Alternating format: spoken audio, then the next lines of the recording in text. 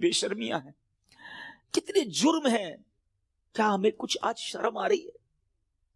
کیا یہ فیلنگز ہیں کہ یا اللہ کچھ بھی نہیں ہے؟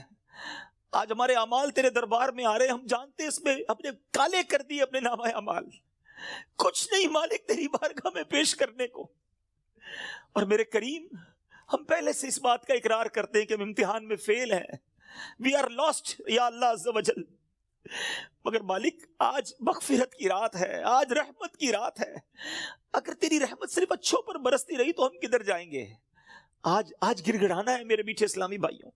آج کی رات وہ رات ہے، روایتوں میں مضمون ملتا ہے کہ آج آسمان دنیا سے یہ ندا دی جاتی ہے کہ ہے کوئی مانگنے والا کہ اس کی مراد پوری کی جائے، ہے کوئی مغفرت کا طلبگار کہ اس کی مغفرت کر دی جائے، ہے کوئی توبہ کرنے والا کہ اس کی توبہ قبول کی جائے.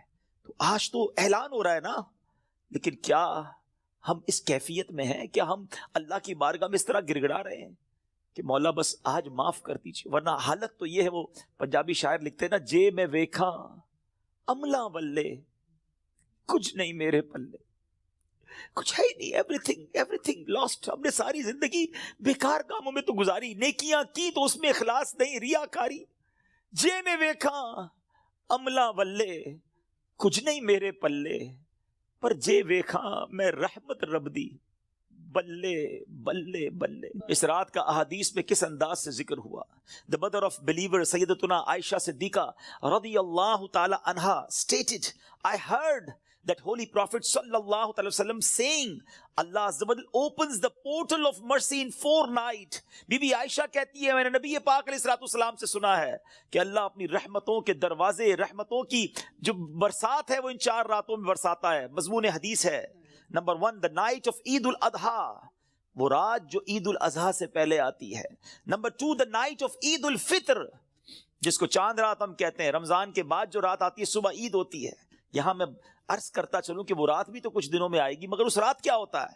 طوفان بدتمیزی ہوتا ہے. یہ رحمت کی رات ہے، یہ مغفرت کی رات ہے. Number 3 Bibi Aisha said that 15th night of Shaban, as in this night the names of those destined to die this year. 15 شعبان کی رات، اور اس رات اس سال مرنے والوں کے نام بھی لکھے جاتے ہیں. Provision of sustenance of people and the names of those who shall perform Hajj that year are inscribed. آپ فرماتی کہ نبی پاک نے فرمایا اس رات اس سال میں کس کو کتنا رزق دیا جائے گا یہ بھی شب برات لکھا جاتا ہے، اور اس سال کون کون حج کرے گا یہ نام بھی شب برات لکھے جاتے ہیں. اتنی نازک رات ہے. The 4th night, night of Arafah, the night between the 8th and 9th of Dhul Hijjah until the azan of Fajr. 8 اور 9 ذو الحجہ کی درمیان کی رات، یہ چوتھی رات ہے جو رحمتوں کے دروازے کھول دیے جاتے ہیں، اور یہ عرفہ کی رات کہلاتی ہے. Dear Islamic brothers, how critical the 15th night of Shaban al-Muazzam is. کتنی نازک رات ہے. No one knows what will be predestined for him. Sometimes a person is heedlessly busy in these activities while mishaps are destined for him. لوگ غفلت میں ہوتے ہیں، انہیں پتہ ہی نہیں ہوتا کہ ان کے بارے میں کیا لکھا جا رہا ہے.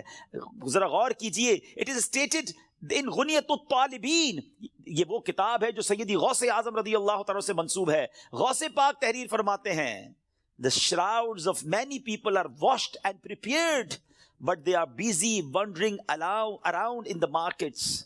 غوث پاک کہتے ہیں کچھ کفن دھل کر تیار ہوتے ہیں مگر اس کو پہننے والے بازاروں میں گھوم رہے ہوتے ہیں. آپ فرماتے there are many people whose graves have been dug and ready, but they are busy enjoying themselves. فرماتے کچھ لوگوں کی قبر کے گھڑے خودے تیار ہوتے ہیں مگر وہ